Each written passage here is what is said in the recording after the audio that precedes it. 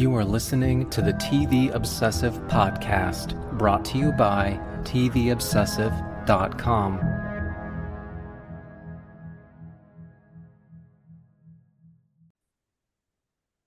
Hello and welcome back to episode 135 of the TV Obsessive Podcast. My name is Ryan Kirksey, writer and contributor for TVObsessive.com, and I'm joined by Cameron Crane, executive editor for the site. It is December 24th, Christmas Eve. Nothing really to me says Christmas like saving the world from an alien virus. I don't know about you. What do you think? Yeah, we're going to talk about the season finale of Pluribus. Did you see the promo they put out with the carolers?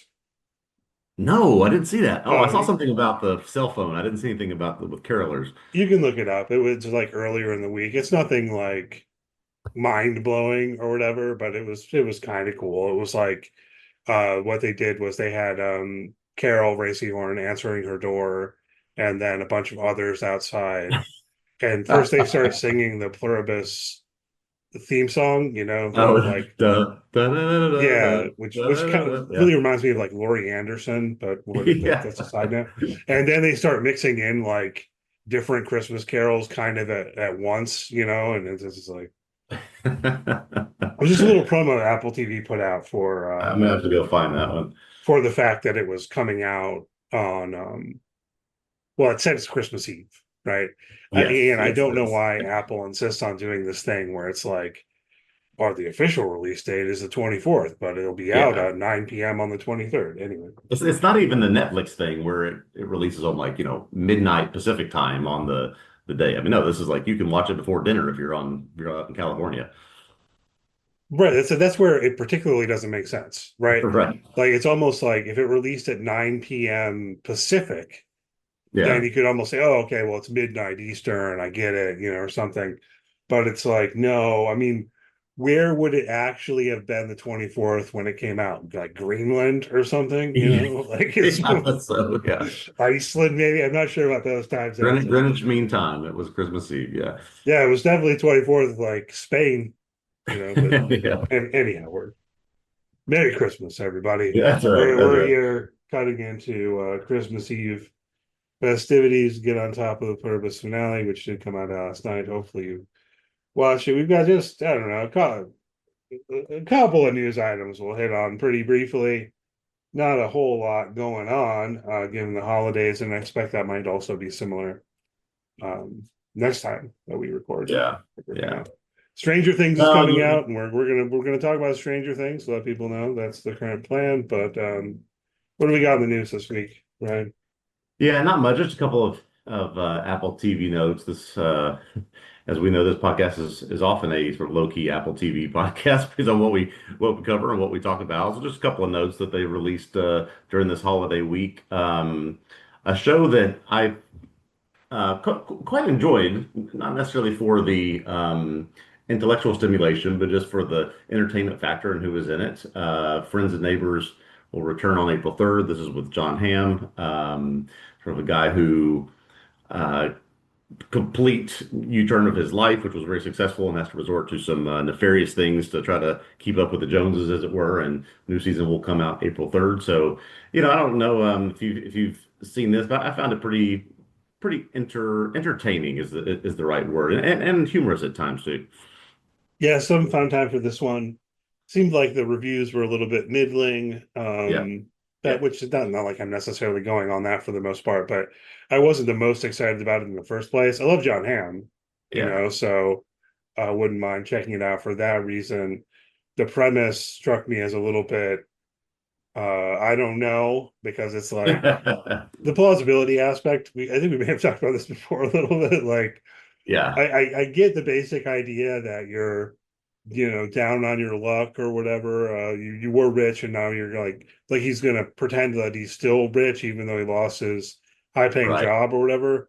Like, Yeah, okay, yeah, so yeah, far so good, but then he's like breaking into people's houses, I guess. yeah, That's still the yeah. part where I'm like, don't you I have the mean, skills to do fraud? What do you ironically, I think what I liked the most was John Hamm trying to figure out, sort of bubbling through, trying to be a criminal of sorts, not knowing how to do it, but sometimes being successful, sometimes not. It's just he plays a good character in this show, which is what I liked about it. Yeah, it definitely sounds like the kind of thing where I would just have to put aside what I was just talking Right. about and just enjoy the show. You know what I mean? Yeah, yeah. He can very this character based on his what his career was before could very easily just siphon some money for some ex-clients and be just fine. But yeah, he resorts to a That's what I variety of thought. Like I was other like things. reading the description, and he like loses his job as like a hedge fund manager or something. It's like something like that. You know, it was like, Yeah, yeah. dude, you can't do a Ponzi scheme. Yeah. You're breaking into people's houses anyway. It's a weird complaint. Um, Yeah. other news item. We were talking about this briefly before we started recording. That Apple TV has canceled the show, The Last Frontier, which really kind of somehow missed our radar. I don't know. It actually sounds like maybe it'd be kind of good, but no more. Only one season. Thoughts on this one? Yeah, that was exactly my impression of it. Oh, this was canceled. Let me see what this was because I truly had no idea. Stars Jason Clark as a Alaska, I guess was it sheriff or ranger, sort of in a remote part of the state, and is responsible for, I guess, tracking down or keeping this area safe after a plane full of convicts crashes. And I thought, man, this actually sounds like something that I would have liked to have watched. And now I got to make the calculus of is it worth checking out, knowing that there won't be more than the one season. Yeah, I mean, I don't mind a canceled show necessarily. It also got me wondering. Jason Clark was on Rich Eisen this past week, and I Okay. started made me start wondering like, oh, was he doing this to try to like save his show from being canceled? Because I didn't even watch the full interview. Is the thing, you know, because on YouTube they'll put up clips from the interviews, Yeah. and I didn't watch the full interview. All I watched was the segment where he talks about playing Jerry West on Winning Time. Oh, yes, that's right. Um, because I thought, well, I'm interested in that, you know, and we Yeah. covered the second season of that show here on the podcast, and I know that we both really enjoyed his performance, but then in the real world, Jerry West got mad about it. So I was intrigued. I'll go ahead and recommend that little Rich Eisen segment to anyone who is you know, similar, you and whoever else. Because it was interesting, you know, where he was talking about how um I don't know if he was quite surprised. It definitely made him sad that Jerry West was mad about it Yeah, yeah. because he was like, man, I love Jerry West. And I based this on things like reading his memoir. Yeah. And so it's like all of these things in the show acknowledge like maybe it's a little overblown, you know, but it's like it was based in reality Yeah. that it was well known that he kind of had that sort of temper or was often just kind of simmering, you know, Yeah. that it is based in reality, that he couldn't watch the games like that stuff where he's like sitting in the basement or whatever listening to the radio, that's based in reality. He would Okay. never go to Boston. All of that's true, you know. Wow. He wouldn't go to Boston when he was in management because of his experiences in Boston when he was a player. Interesting. Okay. Man, Um, I did love that show a lot. I think back over the last couple of years. That's one of the shows I'm more disappointed just because there was so much more that they could have done. There was so much more to do, in the decade that they could have looked at. That's a disappointing show that it's not around anymore. yeah, it would have been great if they'd at least gotten a third season. Yeah. But yeah, so now Jason Clark's got another one canceled on him. The That's Last right. Frontier, poor guy. But you know, yeah, I mean, it looks intriguing, and I don't know if it would bear any similarity. Did you ever see that movie, The Gray? Okay, yes, this is what I thought about when I saw this. I Yeah, saw that. Yeah, it was I guess a long time ago. Is that Liam Neeson? yeah, I Am I believe it was remembering this Liam correctly? Neeson. Yeah. Yeah, it does sound a Um, little like that. I enjoyed that film, and I thought it was like a reflection on different ways of comporting oneself towards death or something. Okay, okay. And that was actually like philosophically interesting, you know. Whereas Yeah. it's like you read the premise, you go like, guys attacked by wolves, but Right. Yeah. it was actually you know much deeper than that. Anyhow, I guess that's about all we have in the news this week. Um, so we're going to talk about the Pluribus season one finale, episode 9. It's over before we know it. Right. Um, so it goes, I guess. So spoilers are on the table for everything in season 1 of Pluribus. We'll put a little bit of music in here and be back with you in just about 10 seconds.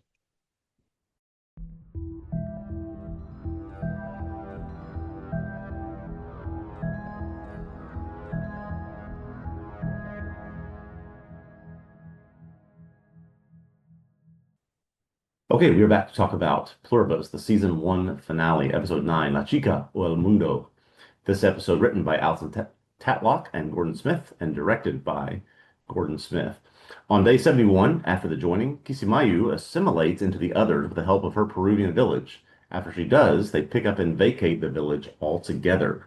On day 60, Manusos arrives in Albuquerque, but Zoja doesn't want to be around when he reaches Carol. Using a translator app, Manusos conveys to Carol that he wants to either reverse what has happened or destroy the others. But Carol tries to convince him they are not evil and are still human inside. When Manusos learns about Zoja, he demands to speak to her. Carol makes her leave after Zoja has answered many of Manusos' questions, but he asks for another person and has sent Rick. When Zoja begins convulsing in front of Carol, Carol finds Manusos causing the others to seize while using a radio frequency to try to convert Rick back to who he was before. Carol then leaves with Zoja, where they take a 2-week vacation around the world, and Carol admits how happy she is. Zoja promises her it's just the tip of the iceberg, and she'll be much happier when she joins them. Zoja admits that they are working to assimilate Carol using stem cells from her frozen eggs, and she has maybe 2 or 3 months before they do so. Carol then has Zoja bring her back home with a large crate containing an atom bomb and tells Manusos he wins and it's time to save the world. I guess thinking back on this season and a show that certainly is very interesting from the sci-fi perspective and interesting from the perspective of the what they approached the show. They did answer a lot of questions along the way.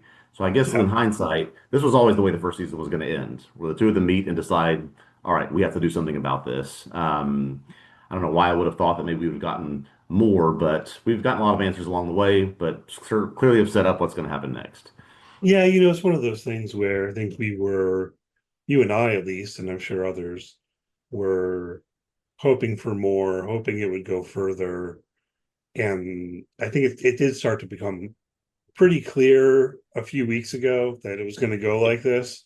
Yeah. Even as you were sitting here saying, "Oh, I hope that they meet in episode 8. I hope they Yes. don't put that off until episode 9." And it's like, well, we were saying that because we know how TV works, and we could predict that they were probably going to put it off until episode 9, right? Right, right.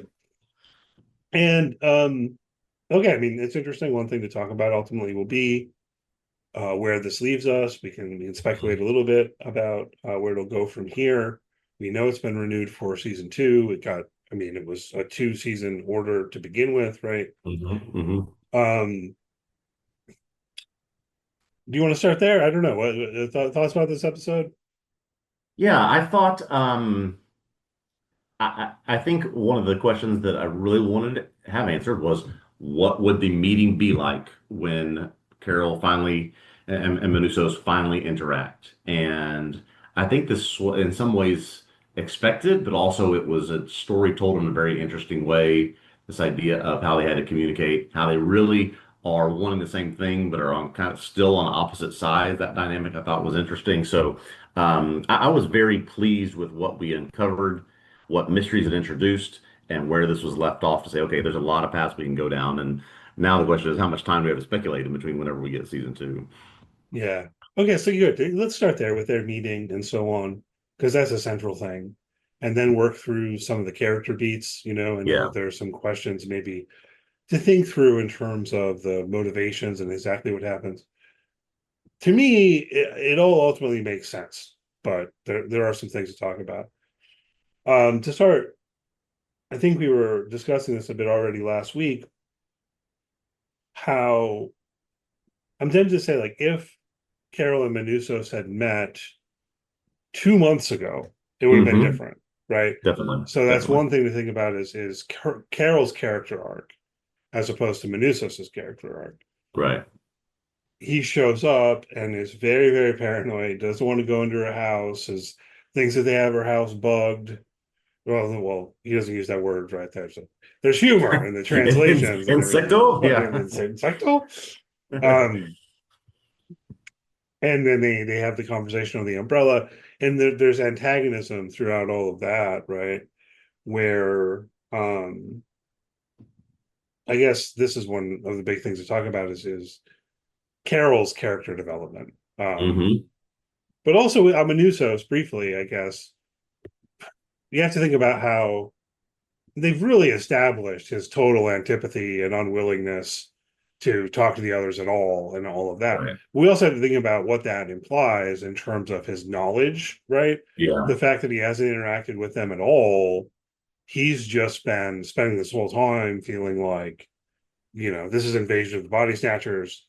No, they're not even human, really. It Yeah. would be better Yeah. for them to die if we can't Yeah. undo this, and so on. It's very extreme, but I think part of what feeds into that is he hasn't even talked to them to the level that Carol has. I don't even know if at the beginning of this episode he has gotten the explanation about the nucleotides and stuff.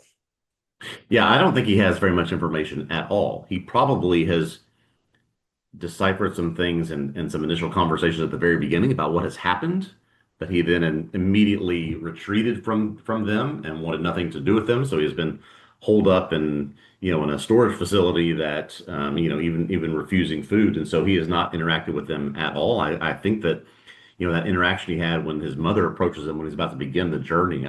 My speculation is that's the first conversation he's had with them in weeks at that point, a couple of weeks since this all started. Maybe they tried to call him, but now it seems like his arc is interesting in that he is learning quickly about what's happening. He's learning how what these people are and what they're doing, but he's also learning, I think, how Carol has used one of them. And that is, we'll talk about Carol's arc with that in a minute, but this has now become okay, I don't want anything to do with them. I'm certainly not going to assimilate with them, but I can now use them to gain what it is I'm trying to achieve. And that's no problem as we see doing that with some of these people. Right, and then it's something of an interesting repetition to what Carol did with Zoja earlier in the season, where she Hmm. handcuffs herself to her and tries to get information out of her. I mean, there's difference in the repetition. It's not exactly the same, but it is meaningfully a repetition, right? Because what Carol was trying to do was force Zoja to tell her how to undo the joining Hmm. when she makes the whole world cry. Yeah. And maybe there's a question here. Apparently, Manusos, so first he gets Zoja because he's already like keying into the fact that Carol's got a special thing for Zoja, right? Yeah. Yeah. Yeah. Yeah. And gets information from her where she tells him apparently everything. But then after Carol breaks that up, he just says, "Send me another one," right? This Hmm. guy, Rick. But Zoja tells us that before he starts doing his experiment, I Yeah. guess you could call it, he warns them all, right? Hmm. Before he's like, yeah, So we see Zoja preparing herself by lying down on the floor. And then you can also imagine around the world, like when Carol yelled and millions of people died, it was because they were in the middle of doing stuff, right? Right. Right. You're flying a plane, you're driving down the highway or whatever. Did he give them all sufficient warning? I think we're supposed to take it that he did, right? At least we're not told that Yeah. a bunch of people died. Excuse me. So Yeah. good.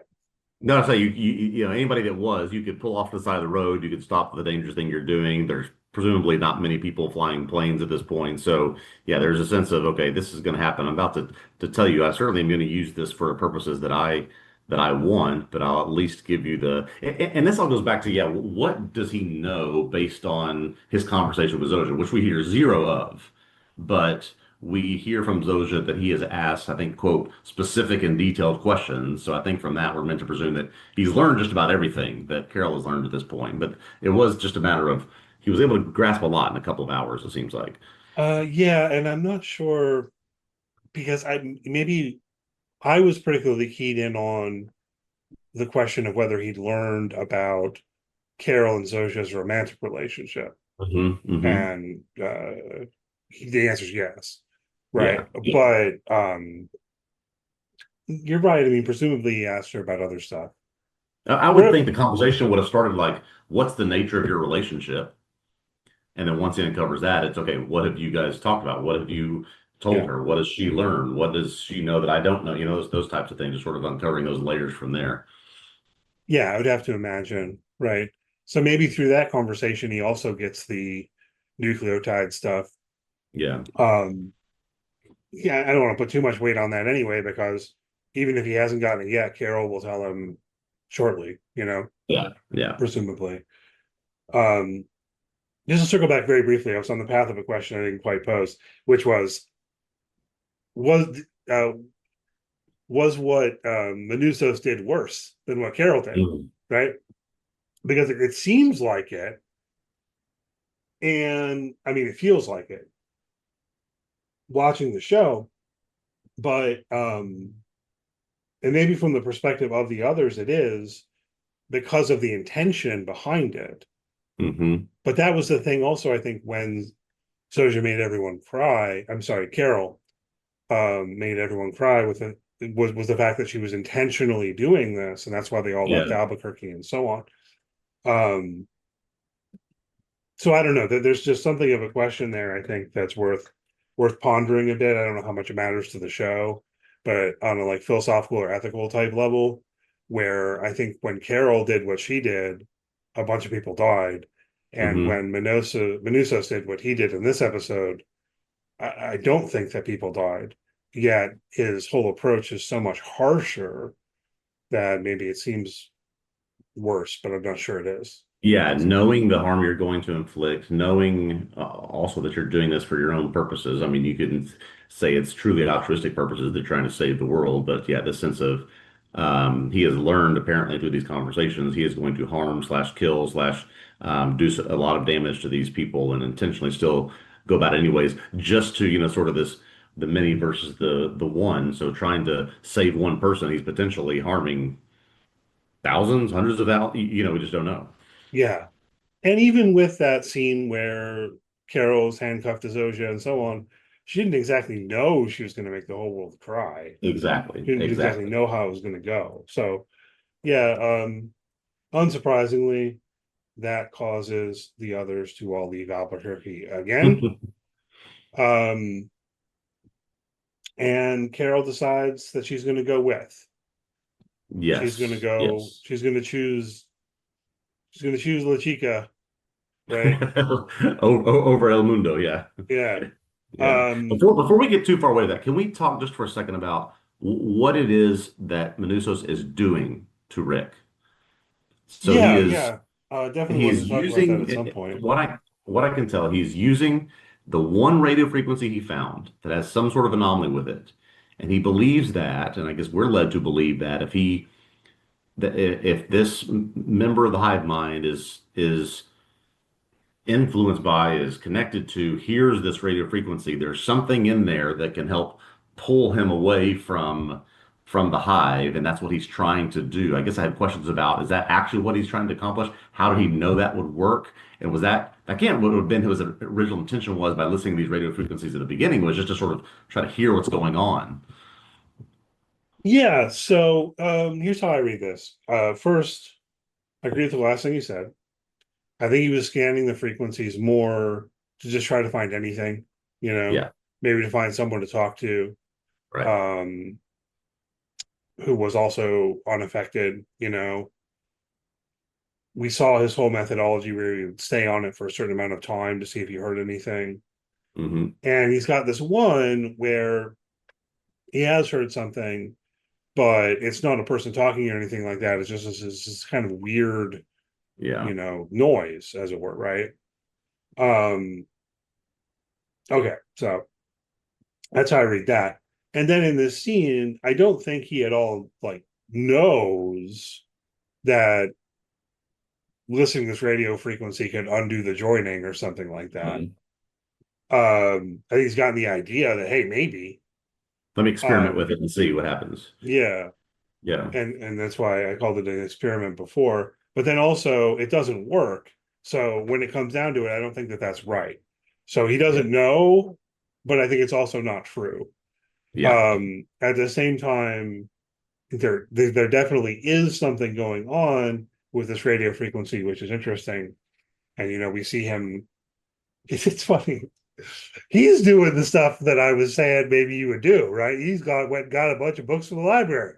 Exactly right. Yeah. So I don't know. I mean, this is one where I don't know how much we can speculate about it because I don't know how plausible it's going to be, right? Yeah. Yeah. We've got two main things with regard to the joining now. One is this RNA sequence, this nucleotide. Hmm. Is it at all plausible that I mean, again, we've talked about this before. It's transmittable in general just by like saliva. Right, I right, don't right. I don't think this is really scientifically super plausible that like someone could kiss you and now all of a sudden, Yeah. you'd be part of this hive mind collective or whatever. The radio frequency, though, seems to me also to be involved in that. And my best guess would be that that frequency he's picking up is somehow what's being transmitted between all of the others to keep their hive mind going. Yeah, there has to be some sort. It's not a. I'm trying to think of the right word. It's not some sort of consciousness that they share. I mean, it can't be. It has to be something or some force that is joining them together somehow. And is it that radio frequency, or is that something to do with it?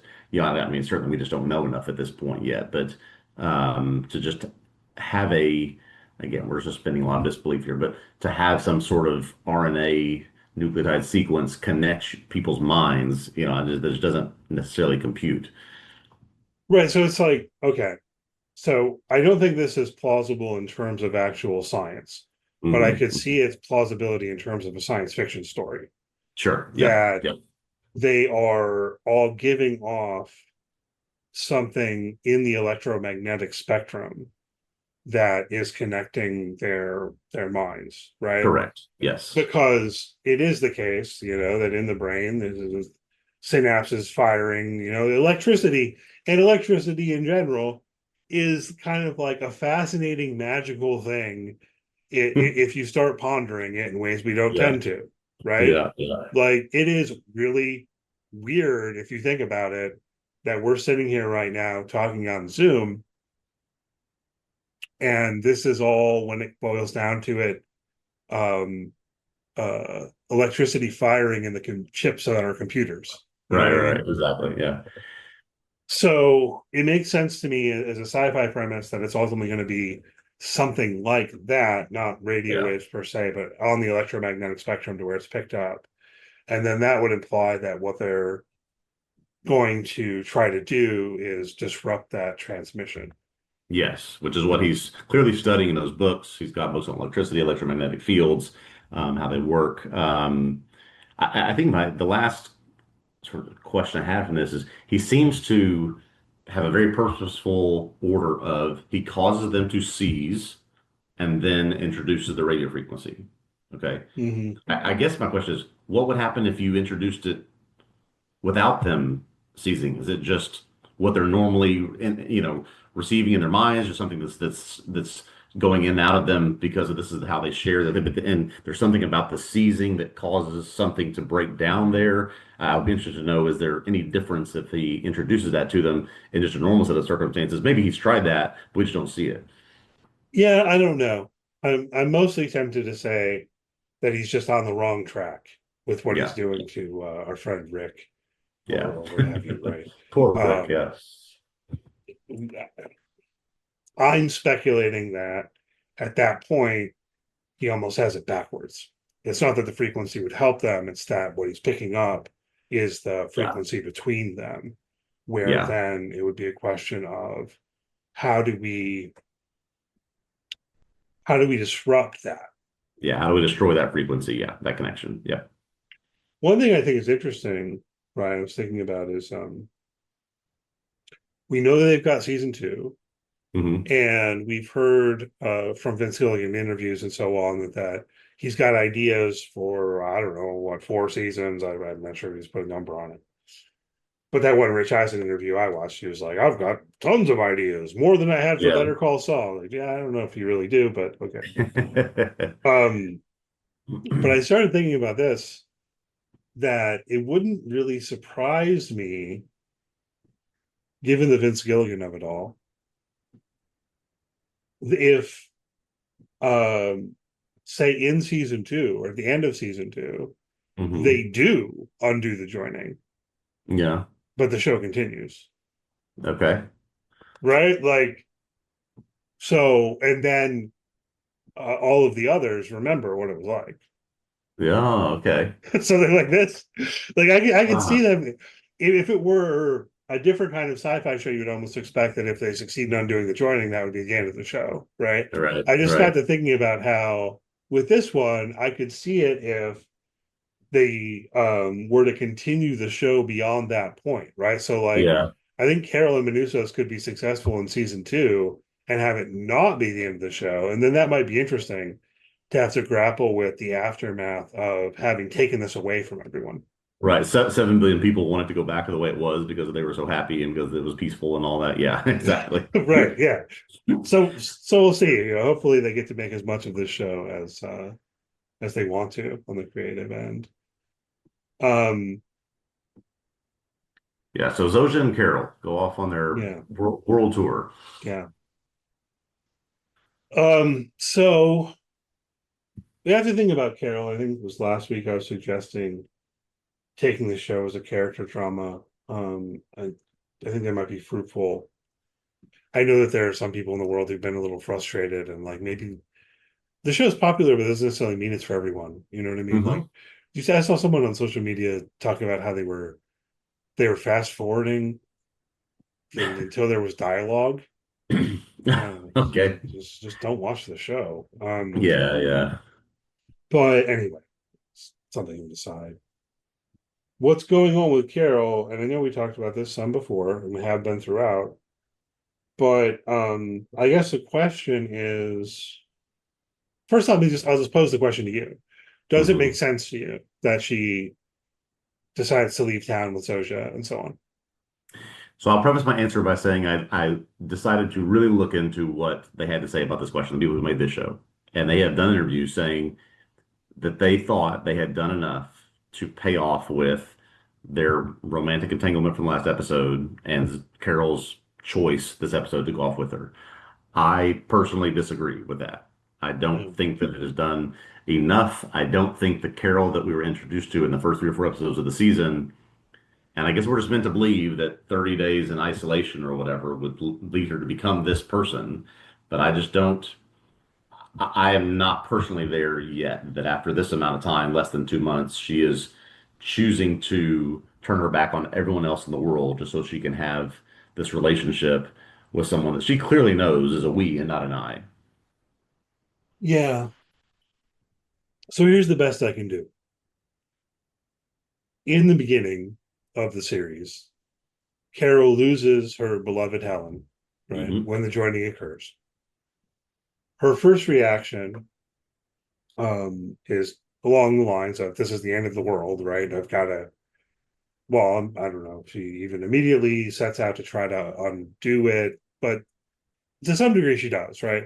Hmm. Insofar as she makes contact with the other unaffected people who speak Yep. English. Yep. Now, you recall that scene. She walks into that room expecting that everyone is with her on the thought that we have to undo this, Yep. and they're not. Um, they've got varying dispositions towards it, but none of them are really with her. It's like, this isn't so bad, you know. Yeah. Um, and she's very harsh, right? So that doesn't work, right? Hmm. Hmm. She tries to contact Manusos when she hears about him. That doesn't go well on the phone. This is early on, right? Yeah. Then she starts undertaking her kind of investigation or whatever, which meaningfully fails, right? After she Yeah. makes the whole world cry outside the hospital, everyone leaves town. She continues, right? She discovers the HDP Right. Yeah, that's right. The acronym, right? They're eating people. And she thinks, oh well, this will do it for sure, right? So she sets off to Vegas to show Kumba. Kumba already knows. Yeah, it's It's troubling. troubling, but John Cena explained it pretty well, Right. right? Um, and I know I'm recapping the whole show, but I want to think about, the character development aspect of it, right? So she's got that disappointment. Again, we talked about how when they're having breakfast, she makes this comment about going to find a room in the hotel, how he reacts, she then says she's kidding. Then we have the solitude. Then we have the loneliness. Then the fireworks and beer and you know. And when we were talking about that episode, I expressed I didn't think that it. I didn't feel like they quite did the work Yeah. personally. So I think we're on similar pages along those lines. But I see what they were going for. All right. Then, so she's so desperately lonely. It's come back, and she and Zoja hug in the cul-de-sac. Um, and so on. So look, I mean, like, I do think that all of this makes sense, even if I feel like maybe they didn't quite do enough for me in terms of establishing the desperate loneliness. Yeah.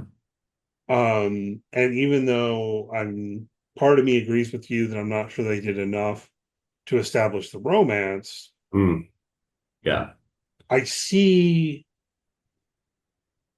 how it does make sense in terms of, but Carol, insofar as, look, it's not just, oh, I was alone for 40 days or whatever. It's the hopelessness. It's the Yeah. despair of it. I'm Yeah. alone in the I world. I tried so much. I even tried to tell them that they're eating each other. I even tried to tell them that you are losing yourself. You're losing your individuality. Nothing has worked.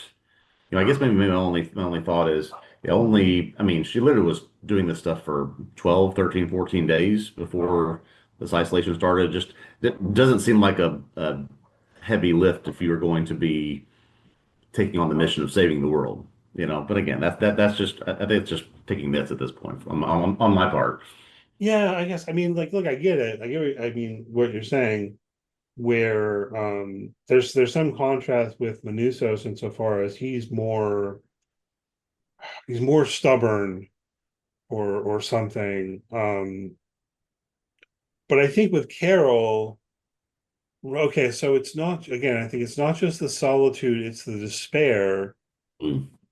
And then when she asked them all to come back and hug Zoja and so on, it's a real kind of turning point for her insofar as she's decided, I'm just going to make the best of this that I can, Yeah, right? So she's already at that point meaningfully given up the idea of quote saving the world, I think. yeah, Then, as we were talking about last week, it's somewhat delusional, but it's like she's trying to convince herself of Zoja's individuality. yeah, yeah. Um, she Where, likes where this. I where I do find myself empathetic towards Carol and sort of see that I can see her going down this path is it it's not that she has changed her mind necessarily on the I want to save the world or want to change everyone, but it's when Manusos is bordering on activities and goes through with activities that is going to make them leave again. And Mhm. Carol saying, I can't go through that again. And so if you're going to do this stuff, that I'm going to take Zoja, I'm going to get out of here together because I can't go through that again.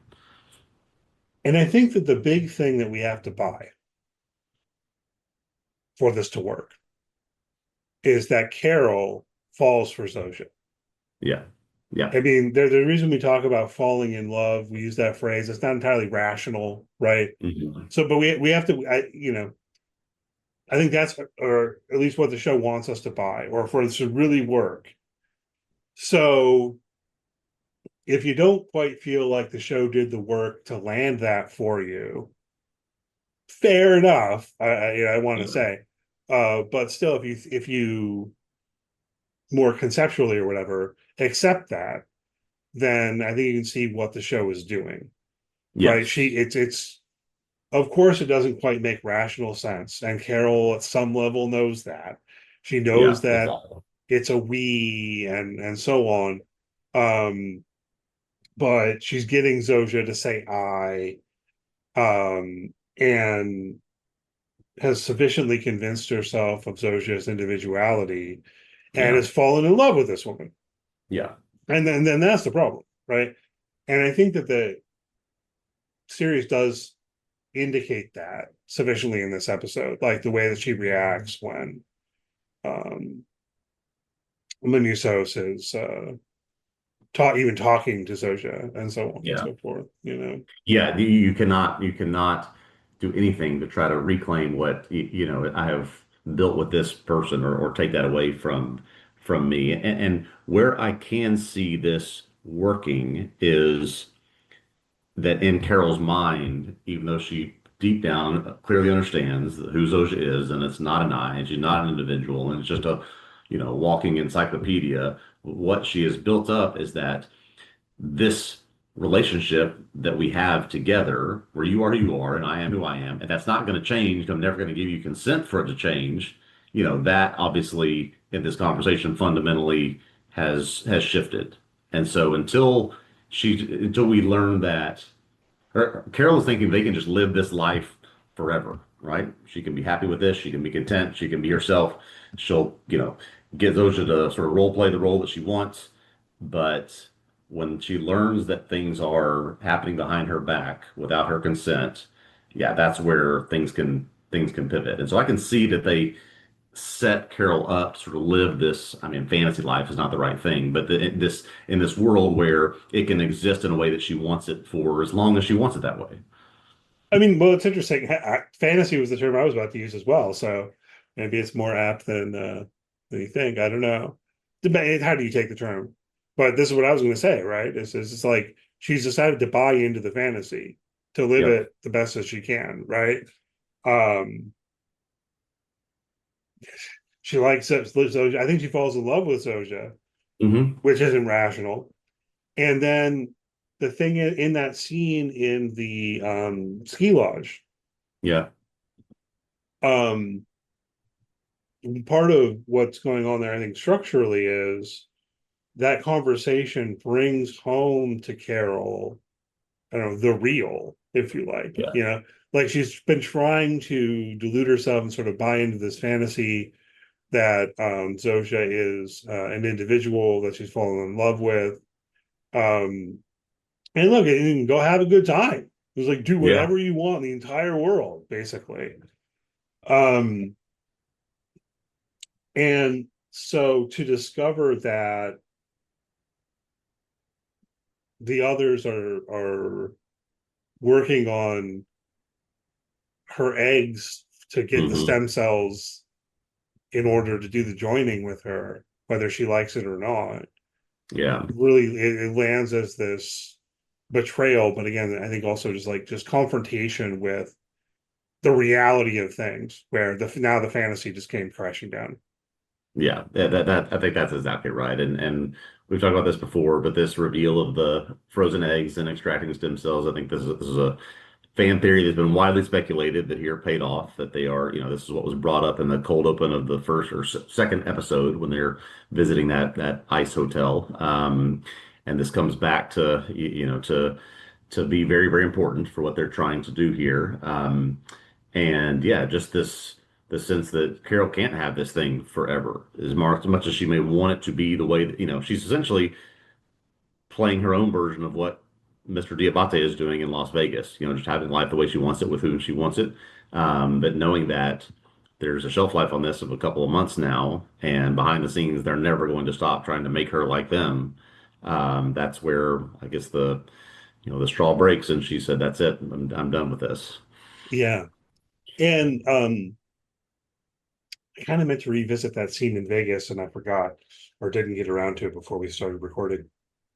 I think they fudge a little bit, but where they don't lie to her Hmm. about Diabate says they'd have to do the surgery to extract your stem cells, and it's painful, so they can't do it without your consent.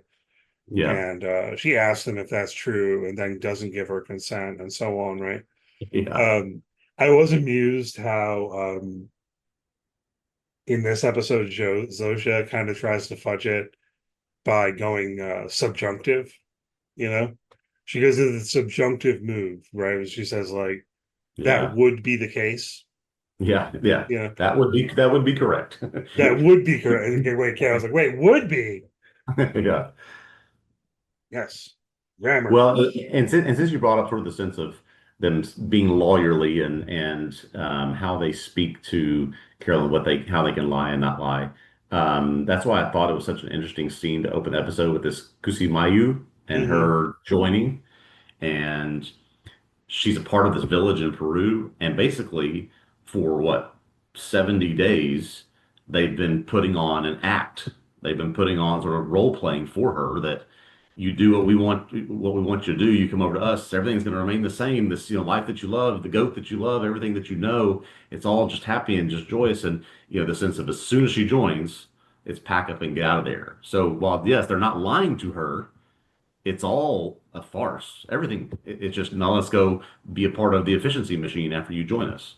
Yeah, it's funny because given what we know about the others, um, there was a moment when I was thinking during that scene about like, why are they still living in this village? That doesn't really make sense for them. And realizing, well, oh, they're just doing it for her, you know. Yeah. So I don't know if everyone was on, like, I don't know if that's ahead of things or not, but I Yeah. was, to me, so after she joins, of course, the first thing they do is just pack up and leave, right? Because Yep. as we've seen, it's like, no, we're going to be efficient, right? And so it's interesting how the show had established things to the point where, as that scene unfolded, I started thinking, like, wait, why aren't they all like sleeping on the floor of the basketball arena? This is Exactly. weird. Yeah. Why would they maintain this little village? That's not efficient in a global way, Right. you know. She had said she wanted this from the beginning. So presumably she did consent to the stem cell thing. Yeah. Although it's an interesting wrinkle that when it comes down to it, it's still more of like an aerosol thing that she inhales. Yeah. So I guess they extract the stem cells, they turn it into some. I mean, they don't want to hurt her any more than they had to, so they turn Yeah. it into something that enters her bloodstream that way, much like the saliva did through others. Yeah, I just that seemed noteworthy to me insofar as if if they do manage to pull it off with Carol's stem cells from her eggs, then you would expect something similar, Yeah. where they just like pump it into her house or something like that. It harkens back to the first episode where we see presumably the stuff drop from the planes. It wasn't that everybody had to kiss or whatever. It was just we're going to aerosol the whole world, and that's how it's going to take effect. It's the chemtrails that they give everyone the 5G in their brains. And anyway, there's another narrative possibility for what might happen in the future, by the way, right? What if they do successfully join with Carol and then Yeah. it's down to Manusos or something? Oh yeah, that's true. Oh yeah. I don't know that they'll go that way, but it's possible. Let's see. Something else I was gonna say, kind of circling back. Yeah. Go back. So I'm sorry, but back to Zoja briefly. Um, Carol's talking about how happy she is. She's asking about the chemicals involved, the dopamine, the serotonin, the oxytocin, all of that kind of Yeah. stuff. But I think it's just prior to that where she asks Zoja if um she's ever been in love before or something like that. Mhm. I forget how she puts it exactly. That's the thrust of Yeah. it. Was there someone from your past or something like that? Yeah, for the like original Zoja, we hardly even know how to refer. But anyway, the Zoja before the joining. And just yeah, there was a long time ago. Are they, with you now as part of the hive mind? No, right? So whatever the gender of this person, it doesn't even get mentioned. But we have to infer that Zoja's previous love died before the joining happened, right? Yeah. I mean, Yeah. Carol makes that inference. She's sorry. Zoja is not sad. No. And it got me thinking about this as a general question in terms of like the importance of things like sorrow, grief, what have you, that the others don't experience, That's you right. know? And that Yeah. cuts to, I mean, like some of the stuff that happened earlier in the season as well, when they're saying, oh, like 8 million people died or whatever, they're Yeah. not No. sad about it. No. No. It's like it's unfortunate, right? So I Yeah. don't know, any thoughts along those lines? Yeah. It's just as I always think about the line that Carol had. I forget what episode it is, but basically her saying, you know, something along the lines of congratulations, this is the last opinion you're ever going to form before before you're not able to anymore. So just sort of this idea of these are the things you're giving up. These are the individual things. These are the things that make you who you are. And yeah, happiness is a part of that, but a huge, huge part of that is suffering and sorrow and grief and all of these things that, Zoja is not who she once was and can never be beyond just playing what Carol wants because she does not have those experiences that she can, I think, draw from anymore. As that's a huge Yeah. component of this. Well, it's kind of weird because surely, everyone in the however many billion people survived the joining had previous experience of these sort of negative affects. Everyone Yeah. had been sad, everyone had suffered, but that's gone now. So, um, not exactly the most novel point or question in the world, but something about that connection between Yeah. these, sorrow, suffering, grief, what have you, sadness, and meaningfulness, I guess, Yeah. and Yeah. maybe also individuality. Yeah. Um, Brave New World, I mean, already did very similar things, but you read that book? Yes. Oh, yeah. Back in high school, of course. Yeah. So, I mean, anyway, we have no tangent about how this is similar and different from Brave New World, but in certain ways there is some similarity, although this is going further in terms of the sci-fi premise of everyone being connected up in this hive mind in some way, Right. right? Um, Circle that takes us back to one of the real central questions, I think, about the others, that they're not willing to harm anyone. They're certainly not willing to kill anyone, down to a fly, but down to an apple. Hmm. Um, but they are perfectly willing to force Carol into the joining against her will. Yeah. As long as it Um, doesn't physically harm her, then they're willing to do it, which is quite the moral conundrum there. well, I don't know what to say about this exactly. If it at one point in the previous episodes, Zoja said something about saving someone from drowning. Hmm. So we have to think about that sort of thing, but it is a kind of the broader question is about the ethicality of doing something to benefit someone against their will. Yes. Yes. So that whole space of thinking about paternalism and things like this, and this is an extreme version, but in Yeah. order for it to fit with their general kind of, I don't know, moral philosophy, as I understand it, I think it would have to be along these lines. Yeah. We're going to do this because it's going to be good for you. It's going to be Right. like saving Right. you from drowning. Um, Yeah. Saving you from drowning, and we cannot help but do this. yeah, there's also that aspect, which which definitely feels a little bit nefarious, you know. But it's interesting to me because it's like they generally respect autonomy and consent and all of that kind of stuff. But when it comes down to this, there's a, I don't know, there's a general kind of question in terms of moral philosophy there, I guess, Yeah. where they're siding completely on the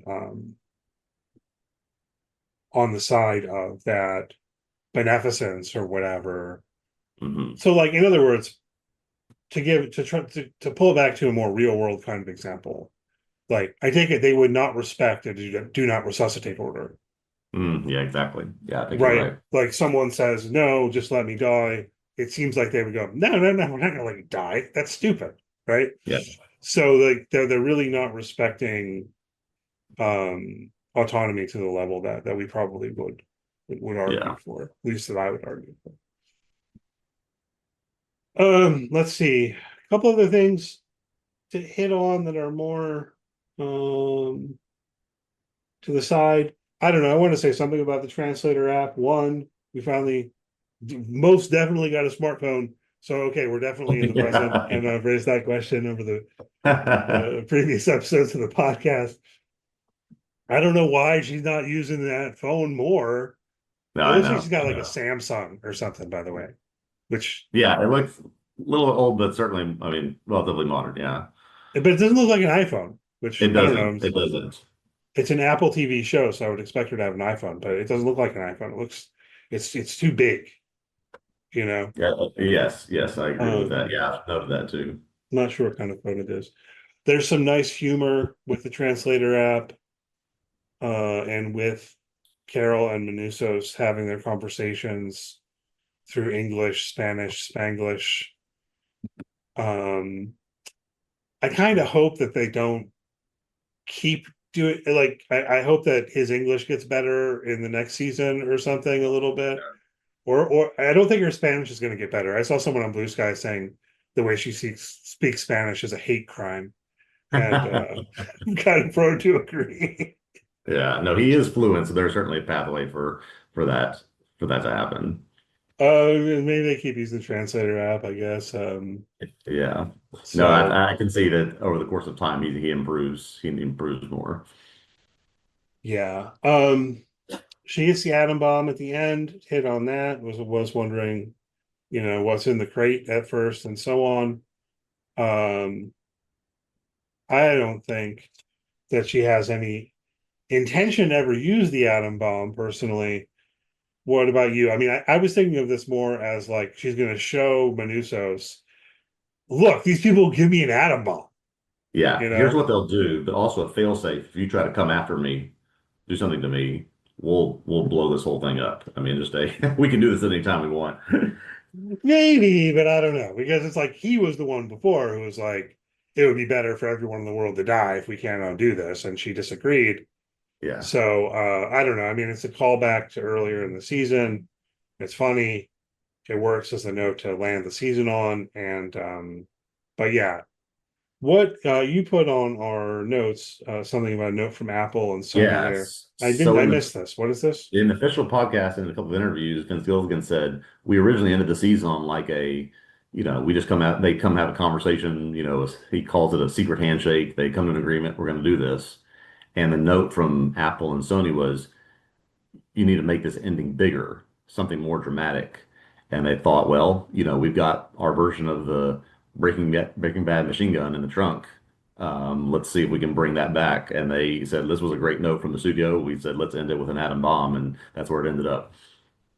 Cool. Yeah. No. I mean, it works, and the helicopter of it all and everything, Yeah, and yeah, I definitely think it works. But I don't think that Carol has any intention of using the atom bomb ever. I think it's more of like a message to communicate to Manusos yeah. how the I think others you're. would give her an atom bomb. I think you're exactly right.